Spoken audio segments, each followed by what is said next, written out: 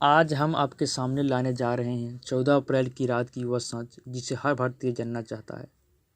वह रात जिसने हिंदुस्तान का इतिहास, भविष्य और सोच को बदल दिया। वह रात थी आज़ादी की रात।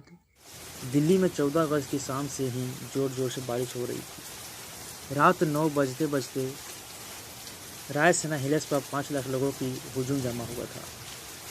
बारिश अब भी जारी है। रात के करीब 10 बजे सरदार पटेल, जवाहरलाल नेहरू, डॉक्टर राजेंद्र प्रसाद और माउंटबेटन वायसराय हाउस पहुंचे।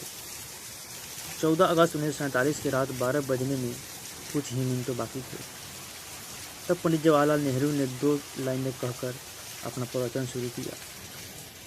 जल्द ही मिनटों में 12 बजे और 15 अगस्त का यह दिन भारत के लिए खुशियों लाया। 190 सालों बाद ब्रिटिश हुकूमत से देश स्वतंत्र हुआ था, लेकिन इन खुशियों के साथ उतना ही कम था कि भारत ने अपना 10,46,737 किलोमीटर स्क्वायर का पूरा ही विस्तार और करीब 8 करोड़ 15 लाख लोगों को एक ही रात में गंवा दिए थे। देश 2 टुकड़े में विभाजित हुआ था, हिंदुस्तान और पाकिस्तान। हिंदुस्तान यूं ही आज़ाद नहीं हुआ। 15 अगस्त के बहुत पहले ही ब्रिटिश हुकूमत का अंत शुरू हो गया था। महात्मा गांधी के जन आंदोलन से देश में नई क्रांति की शुरुआत हुई थी। तो एक और सुभाष चंद्र बोस के आज़ाद हिंद फौज ने अंग्रेजों को जीना मुश्किल कर दिया था। ऊपर से ब्रिटिश सरकार में उतना दम नहीं था कि वह हिंदुस्तान पर अब शासन चला सके। इसलिए माउंटबेटन को भारत का आखिरी वायसराय बनाया गया ताकि देश को आधिकारिक तरीके से स्वतंत्रता दी जा सके। अंग्रेजों ने भारत को 3 जून 1948 के दिन स्वतंत्र घोषित करने का निर्णय लिया, लेकिन मोहम्मद अली जिन्ना ने पाकिस्तान नामक अलग मुल्क बनाने के लिए ठान ली थी, जिसके चलते देश में कई जगहों पर सांप्रदायिक हिंसा शुरू हो गई। बिगड़ते परिस्थिति अंग्रेज भारत को हो सके जितना जल्दी स्वतंत्र राज्य घोषित कर देना चाहता था, क्योंकि अंग्रेजों को भारत को एक टुकड़े में नहीं 2 टुकड़ों में विभाजित करना था। स्वतंत्रता के लिए 15 अगस्त ही क्यों चुना गया?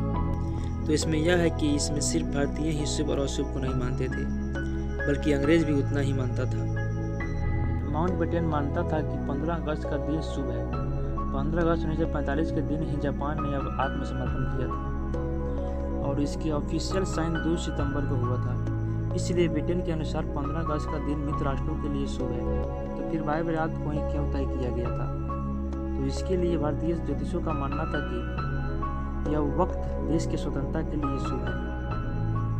तय किया गया था कि पंडित नेहरू को अपनी स्पीच रात 12 बजे से पहले ही समाप्त कर देनी है और रात बजे शंखनाद के साथ भारतीय लोकतंत्र की शुरुआत होगी। ठीक वैसा ही हुआ। 15 अगस्त की सुबह 8:30 पर पंडित नेहरू और उनके मंत्रियों ने पद और गोपनीयता की शपथ ली। रात के लगातार बारिश के बाद आसमान बिल्कुल साफ था। लोग बेसब्री से इंतजार कर रहे थे आज़ाद भारत के तिरंगों को लहराते हुए अपनी आंखों से देखें।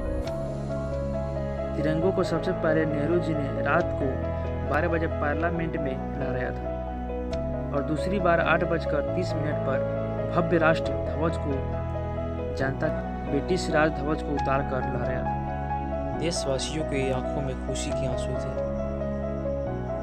अंग्रेजों ने आज़ादी के बाद 15 अगस्त को एक साथ देश को नहीं छोड़ा।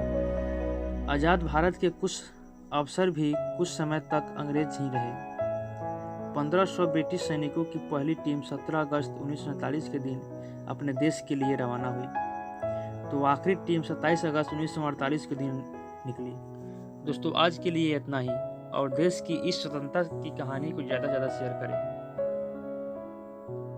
और इस वीडियो को हो सके तो इतने कमेंट दीजिए और इस चैनल पर नए हैं तो इस चैनल को ज़रूर सब्सक्राइब करें और साथ में दिया गया बेल का आइकन को ज़रूर दबा लें ताकि इसी तरह का अगले वीडियो आने की जानकारी सबसे पहले आप तक पहुंच जाए।